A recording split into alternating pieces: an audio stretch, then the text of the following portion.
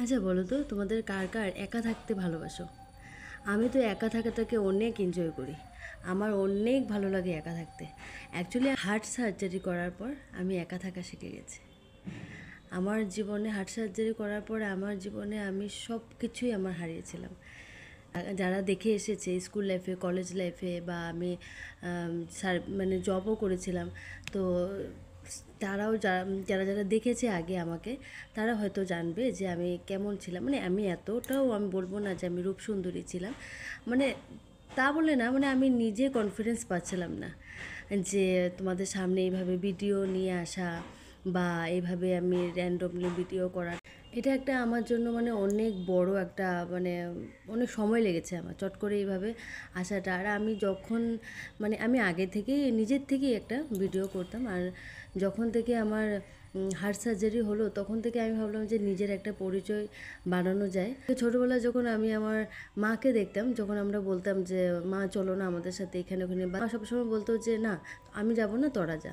মা একা থাকতে খুব ভালোবাসতো।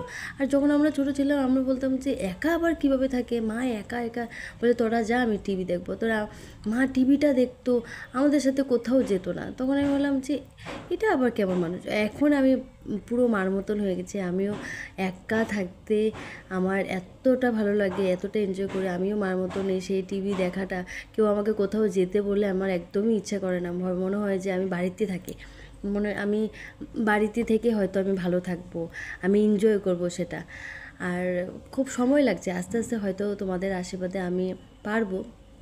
আমি সবই এখন পর্যন্ত সব কিছুই লাইফে আমি সব কিছু দেখে ফেলেছি। কিছু দেখার আমি মনে করি না যে কিছু দেখার বাকি আছে।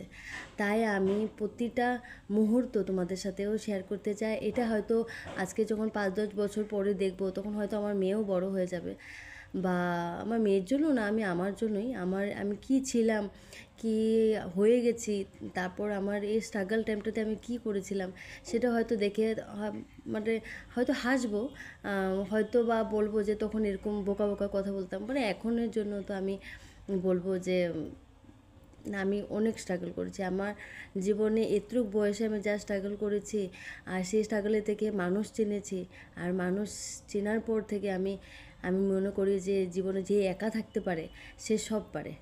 আমি একা খেতেও পারি। যে কেউ বলে যে একা খেতে যে শিখে গেছে সে অনেক স্ট্রং। হ্যাঁ, আমি অনেক স্ট্রং হয়েছি। আর আমার অ্যাকচুয়ালি এমনিতেও আমার মনের জোরটা এমনিও অনেক বেশি।